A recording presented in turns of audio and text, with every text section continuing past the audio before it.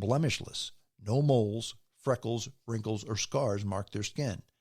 The striking good looks of the men that I had first met became more obvious on seeing them all together. They shared a family-like resemblance, although they were not identical. "Would someone please tell me where I am?" I shouted. They didn't answer. They only looked at me, although not unkindly. One man and the woman came around the table, approaching me. Silently, they took me by the arm and led me toward the table. I didn't know why I should cooperate with them. They wouldn't even tell me anything.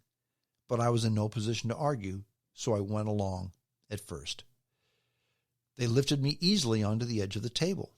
I became wary and started protesting. "Wait a minute, just tell me what you are going to do." I began to resist them, but all three began pushing me gently back down toward the table. I looked up at the ceiling, covered with panels of softly glowing white light with a faint blue cast. I saw that the woman suddenly had an object in her hand from out of nowhere. It was like one of those clear, soft plastic oxygen masks, only there were no tubes connected to it. She pressed the mask down over my mouth and nose. I started to reach up to pull it away. But before I could complete the motion, I rapidly became weak. Everything started to turn gray. Then there was nothing at all but black oblivion. Consciousness returned to me on the night I awoke to find myself on the cold pavement west of Heber, Arizona. I was lying on my stomach, my head on my right forearm. Cold air brought me instantly awake. I looked up to see a light turn off of a bottom of a curved, gleaming hull. Then I saw the mirrored outline of a round silvery disc hovering 4 feet above the paved surface of the road. It must have been about 40 feet in diameter because it extended several feet off the left side of the road. For an instant, it floated silently above the road, a dozen yards away. Then, abruptly, it shot vertically into the sky, creating a strong breeze that stirred the nearby pine trees and rustled the dry oak leaves that lay on the dry grass beside the road. It gave off no light and was almost instantly lost from sight. The most striking thing about its departure was its quietness. It seemed impossible that something so large, moving through the atmosphere at such speed, would not have shrieked through the air or even broken the sound barrier with a sonic boom. Yet it had been totally silent. I scrambled shakingly to my feet. My legs felt rubbery. I swayed, then caught my balance. I looked around and recognized the deserted stretch of curving road as the highway that wound itself around the canyon into Heber from the west. I ran wildly down the deserted highway, across the bridge into Heber, stopping at the new building across from the Union 76 service station. No one was answering my desperate knocking. No cars passed by. I ran down the highway over the second bridge to a row of telephone booths at the Exxon station. I dialed the operator. No dime was required to reach the operator in our part of the country. And I panted out the number of my sister. She was the only nearby relative with a telephone. My brother-in-law Grant answered. It was 12:05 a.m. I was in an incredible mental state, difficult to describe. The best I could remember, I shouted something like, "They brought me back." Then I babbled, "I'm out here in Heber. Please get someone to come and get me." My hand shook as I held the receiver. Grant was not amused. He took the call to be another cruel joke. I think you have the wrong number," he said sarcastically, and started to hang up. "Wait, it's me, Travis," I screamed hysterically into the receiver. "Where are you?" he asked, still suspicious of a joke. "I'm at the Heber Exxon station." "Okay," he replied, almost apologetically, yet still cautious of a prank.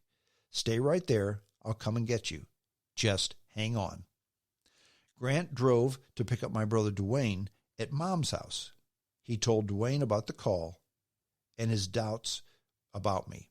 Dwayne, too, thought the call might have been yet another example of some idiot's concept of humor. But they decided they couldn't risk not investigating. They set out for Heber, 33 miles away. Suddenly, lights shone into the phone booth. Relief flooded over me when I raised my head and saw the headlights of Dwayne's pickup. Dwayne and Grant got out and came to where I was still slumped in the phone booth.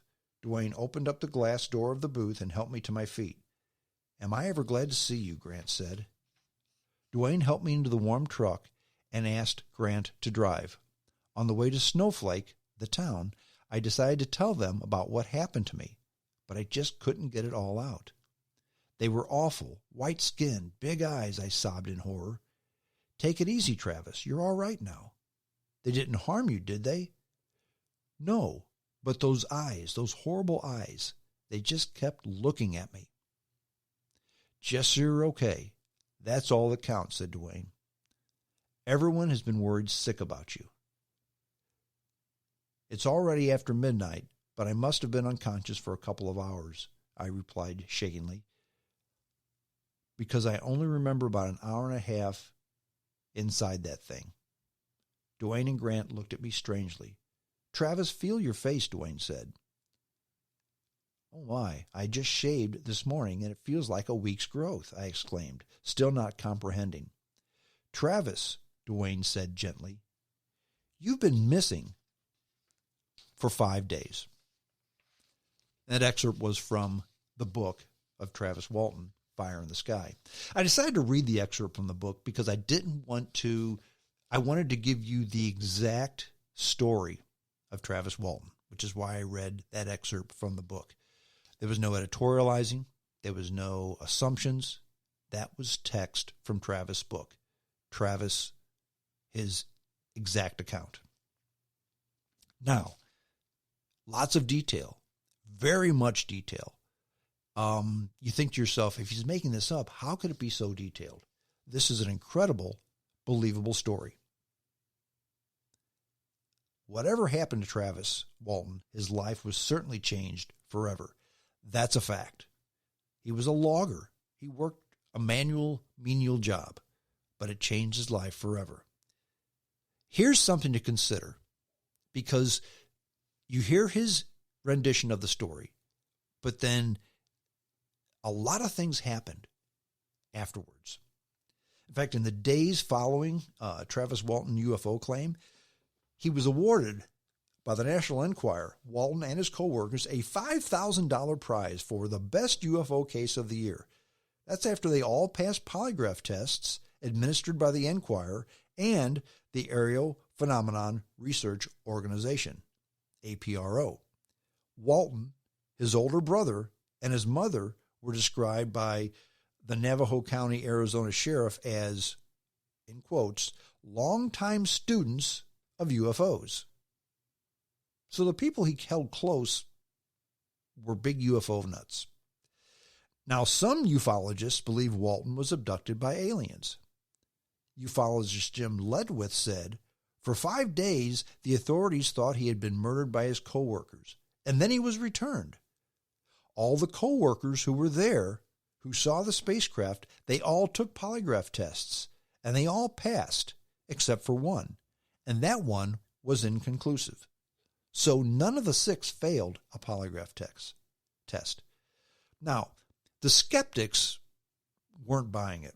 In fact, the skeptics considered this to be a hoax, describing it as sensationalizing on the part of the media and a put-up job to make money. UFO researcher Philip J. Klass considered Walton's story to be a hoax perpetrated for financial gain and discovered many discrepancies in the account of Walton and his co-workers. After investigating the case, Klass reported the polygraph tests were, in fact, in his words, poorly administered, and that Walton had used polygraph countermeasures such as holding his breath. And Klass discovered that an earlier failed test administered by an examiner who concluded the test was gross deception. It involved gross deception, I guess I should say. Okay.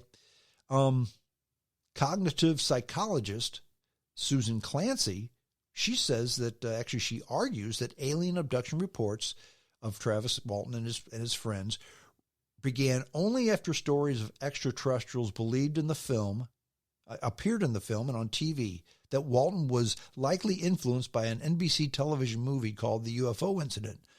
That was something that aired about 2 weeks before his claim, and it dramatized the alien abduction claims of Betty and Barney Hill. So it was a copycat type thing, according to psychologist Susan Clancy. Now, 30 years, okay, he passed a polygraph test, okay? But consider that, 30 years after the book's release, Walton appeared on the Fox game show called The Moment of Truth.